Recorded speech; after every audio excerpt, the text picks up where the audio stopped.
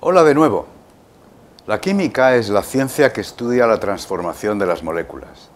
Pero para entender las moléculas, primero tendremos que entender sus constituyentes, los átomos. Thomson demostró la existencia de los electrones mediante un tubo de descarga. Estableció una gran diferencia de voltaje entre dos electrodos en un tubo vacío. El haz de partículas se podía ver a simple vista mediante una superficie impregnada de fósforo. El haz se desviaba tanto por la acción de campos magnéticos como eléctricos, siendo atraído por el electrodo positivo. Esto probaba que los electrones tienen carga negativa, una cierta masa y que podían ser desprendidos por los átomos por la acción de un voltaje elevado.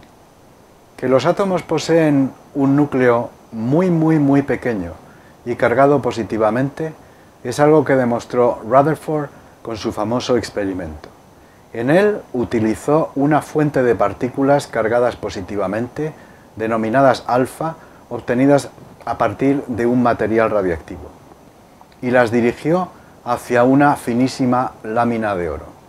Observó que la inmensa mayoría de las partículas pasaban a través de la lámina de oro sin ser desviadas. Solo unas pocas de entre millones eran capaces de ser desviadas o incluso reflejadas al chocar con los núcleos de los átomos de oro.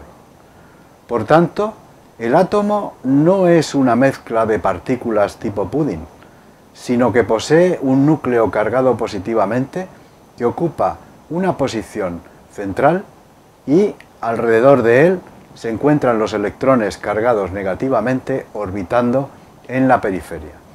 Cabe preguntarse, ¿qué tamaño tienen los átomos? El núcleo de un átomo es extraordinariamente pequeño.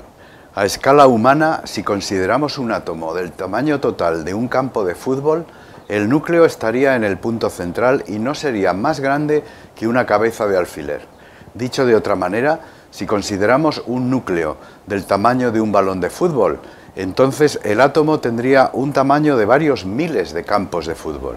Teniendo en cuenta que los electrones son aún más pequeños que el núcleo, se da la paradoja de que un átomo es un espacio esencialmente hueco, al 99, y más de 12 nueves detrás, vacío. Sin embargo, la nube de electrones de un átomo es una estructura, aunque difusa, difícil de penetrar, y a los químicos nos gusta considerar, en definitiva, a los átomos como bolas sólidas, cuyo radio coincide con el de los electrones más externos, denominados electrones de valencia. Es importante considerar que los átomos tienen en el núcleo dos tipos de partículas, ambos con masa unidad, los protones positivos y los neutrones neutros. Por tanto, los átomos se caracterizan por su número atómico, que es el número de protones que poseen, y por la masa atómica, que es la suma del número de protones y neutrones. Los átomos que poseen el mismo número atómico, pero difieren en masa, se denominan isótopos. Todos los átomos se encuentran en la naturaleza con una distribución isotópica característica. Consideremos, por ejemplo, los átomos más abundantes de las moléculas orgánicas, el carbono y el hidrógeno.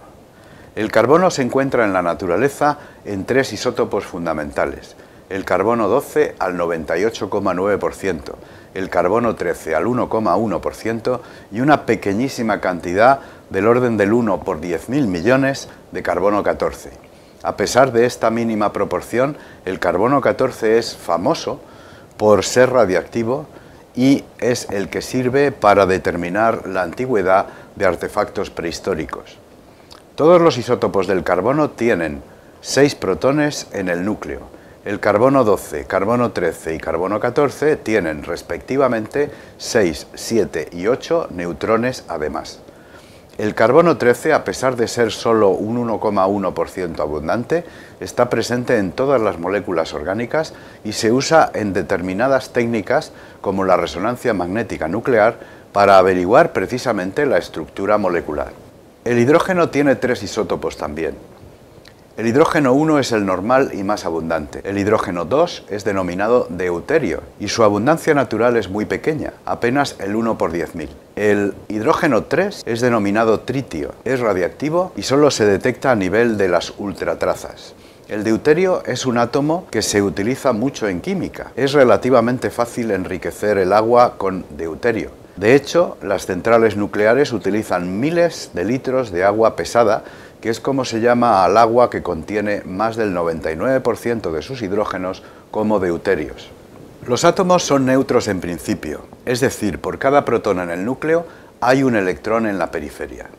Las moléculas se forman mediante la compartición, cesión o aceptación de electrones por los átomos. Por tanto, los electrones son los principales protagonistas de la química, aunque los núcleos están como entre bambalinas, haciendo un papel secundario pero no menos importante. Veremos ahora que los electrones están perfectamente organizados alrededor del núcleo, pero eso será objeto de otro vídeo. Adiós.